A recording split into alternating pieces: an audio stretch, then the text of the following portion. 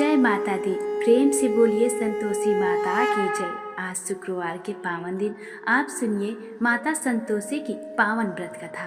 एक बुढ़िया थी और उसके 7 बेटे थे।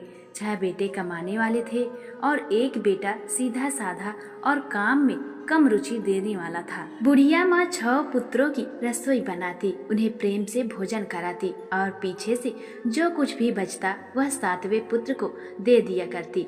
परंतु वह बड़ा भोला भाला था, मन में कोई विचार नहीं करता था।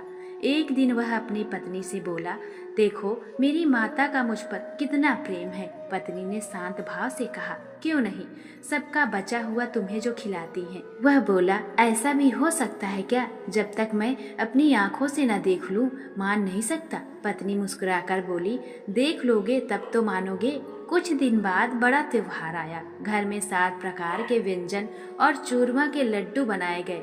अब जांचने के लिए वह सिर दर्द का बहाना कर पतला कपड़ा ओढ़कर रसोई घर में लेट गया और कपड़े की ओट से वह सब कुछ देखने लगा। 6 भाई भोजन करने आए। माँ ने उनके लिए सुंदर सुंदर आसन बिछाए, 7 प्रकार की रसोई परोसी और प्रेम से आग्रह करके जिमाती रही। 6 भाई तृप्त होकर उठ गए। जब माँ ने उनकी थालियों से बचे लड्डुओं के टुकड़े उठाकर एक लड्डू बनाया और 7वें पुत्र को पुकारा, उठ बेटा, सब खा चुके हैं, अब तू खा ले। यह देखकर उसका हृदय द्रवित हो गया। वह बोला, माँ मुझे भोजन नहीं करना, मैं परदेश जा रहा हूँ। माँ ने कहा, यदि जाना है तो आज ही जा। वह घर से निकल पड़ा। जाते समय उसे अपने पत्नी की याद आई। वह गौशाला में काम कर रही थी। उसने अपनी अंगूठी उतारकर उसे दी और कहा, मेरे पास यही निशानी है। पत्नी ने गोबर लगे हाथ की छाप उसकी पीठ पर लगा करके कहा, मेरे पास तो भी यही है। वह आगे बढ़ गया। दूर देश में एक साहूकार की दुकान पर नौकरी मिल गई। उसने परिश्रम और ईमानदारी से काम किया। थोड़े समय में ही देन लेन हिसाब किताब सब संभाल लिया। सेठ प्रसन्न होकर उसे साझेदार बना दिया। वर्षों बीतते बीतते वह संपन्न व्यापारी बन गया। इधर उसकी पत्नी को घर में कष्ट सहने पड़े। सास ससुर उसे तिरस्कार देते, कठिन काम करवाते और सूखा रूखा भोजन देते। एक दिन जंगल जाते समय उसने कुछ स्त्रियों को संतोषी माता का व्रत करते देखा। उसने विनम्रता से व्रत की विधि पूछी। स्त्रियों ने बताया कि यह संतोषी माता का व्रत है, इससे दरिद्रता दूर होती है, घर में सुख शांति आती है, सारी मनोकामनाएं पूर्ण होती हैं। प्रत्येक शुक्रवार निराहार रहकर श्रद्धा से कथा सुननी और कहनी चाहिए। खटाई का त्याग करना चाहिए और कार्य सिद्ध होने पर विधि पूर्वक उद्यापन करना चाहिए। यह सुनकर उसने निश्चय किया और गुड़ चना लेकर व्रत आरंभ किया।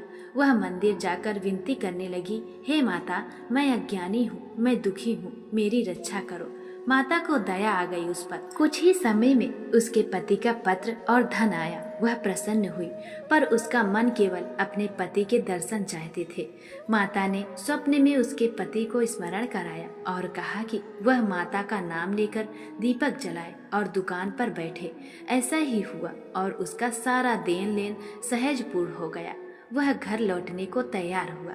उधर पत्नी को माता ने संकेत दिया। उसका पति घर आया, सत्य प्रकट हुआ और पत्नी को सम्मान मिला। समय आने पर उसने व्रत का उद्यापन करने की इच्छा की। पहली बार भूलवश खटाई का नियम भंग हो गया और कष्ट आया, पर उसने माता से क्षमा मांगी और पुनः श्रद्धा से उद्यापन किया। इस बार नियम का पूर्ण पालन किया गया। माता बहुत प्रसन्न हुई और कुछ समय बाद उसे सुंदर पुत्र रत्न की प्राप्ति हुई। वह प्रतिदिन माता के मंदिर जाने लगी। एक दिन माता ने उसकी श्रद्धा की परीक्षा ली और अद्भुत रूप में उसके घर गई। आरंभ में सब घबरा गए, पर बहू ने पहचान लिया और सबने चरणों में गिरकर क्षमा मांगी।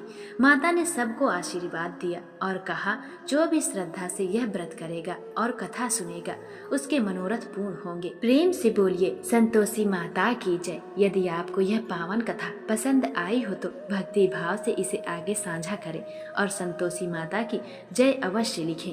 प्रेम से बोलिए संतोषी माता की जय।